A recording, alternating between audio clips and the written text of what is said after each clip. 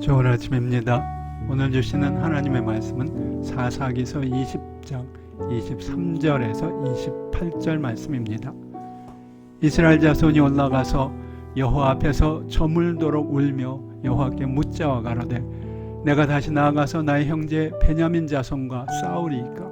여호와께서 가라사대 올라가서 치라 하시니라. 그 이튿날에 이스라엘 자손이 베냐민 자손을 치러 나아가매 베냐민도 그 이튿날에 기브아에서 그들을 치러 나와서 다시 이스라엘 자손 1만 8천을 땅에 엎드려뜨렸으니 다 칼을 빼는 자였더라. 이에 온 이스라엘 자손 모든 백성이 올라가서 베델에 이르러 울며 거기서 여호와 앞에 앉고 그날이 저물도록 금식하고 번제와 화목제를 여호와 앞에 드리고 여호와께 물으니라. 그때에는 하나님의 언약궤가 거기 있고 아론의 손자 엘르아살의 아들 비느하스가 그 앞에 모셨더라. 이스라엘 자손이 묻자오되 내가 다시 나가 나의 형제 베냐민 자손과 싸우리이까 말리이까. 여호와께서 가라사대 올라가라. 내일은 내가 그를 내 손에 붙이리라. 오늘의 제목은 고륙상쟁입니다. 인류의 역사는 수많은 전쟁으로 점철되어 있습니다. 그러나 그 많은 전쟁 중에서도 가장 비극적인 전쟁은 동족 간의 전쟁입니다. 어처구니 없고 비인간적인 전쟁이 바로 동족 간의 내란입니다.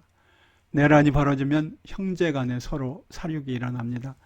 이런 전쟁은 개인의 생명을 파괴할 뿐 아니라 인간의 근본적인 도덕조차 무너지는 전쟁입니다. 우리는 모든 전쟁을 피해야겠지만 그 중에서도 특별히 형제 간의 전쟁은 무슨 수를 써서라도 피해야 할 것입니다. 그런데 하나님께서 형제를 향해 전쟁을 할 것을 명령하신다면 어떻게 해야 할까요? 그것이 바로 오늘 말씀에서 우리가 보는 장면입니다. 베냐민 지파 소속 불량배들이 저지른 난폭한 사건으로 인해 다른 모든 이스라엘 지파들이 크게 분노합니다. 이스라엘의 모든 지파는 한 아버지인 야곱에게서 난 자손들입니다. 그런 이스라엘의 12지파는 형제로서 단결하고 늘 서로 사랑해야 했습니다. 그런데 베냐민 지파가 다른 지파의 형제들에게 끔찍하고 잔인한 폭력과 살인을 저질렀습니다. 다른 지파들이 분명한 사과와 처벌을 요구합니다. 그러자 베냐민 지파의 사람들이 자기 지파 소속의 불량배들이 저지른 죄에 대해 이스라엘 온 지파에게 사과하기를 끝내 거절합니다. 그들은 오히려 이스라엘 지파를 대적하는 전쟁을 시작합니다. 그러나 이스라엘 전체 지파는 할 수만 있으면 전쟁을 하지 않고 이 일을 해결했으면 하는 마음입니다. 오늘 말씀에서 그런 이스라엘 지파들의 모습을 볼 수 있습니다.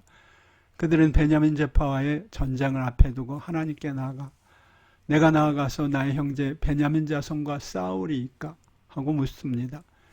질문 속에는 가급적 그 길을 피하고 싶은 마음이 여실히 드러납니다. 하나님께서는 그들에게 올라가서 치라고 명령하십니다. 왜 하나님은 그런 명령을 하신 것일까요?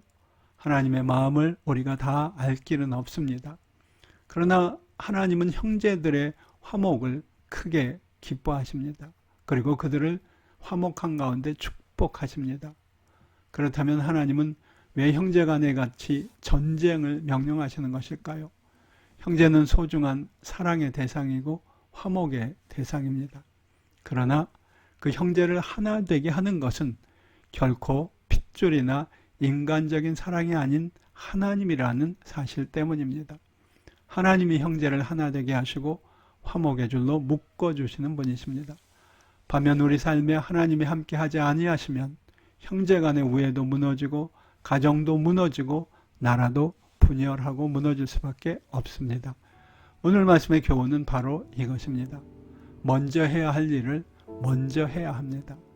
예수님이 말씀하신 것처럼 먼저 그의 나라와 그의 의를 구해야 합니다. 그리하면 형제 우애를 포함한 이 모든 것이 우리에게 더해질 것입니다. 여러분은 형제들과 얼마나 화목하십니까? 참된 화목이 어디 있나요? 참된 화목은 오직 하나님이 주시는 사랑의 줄로 하나 될 때 얻어지는 것입니다.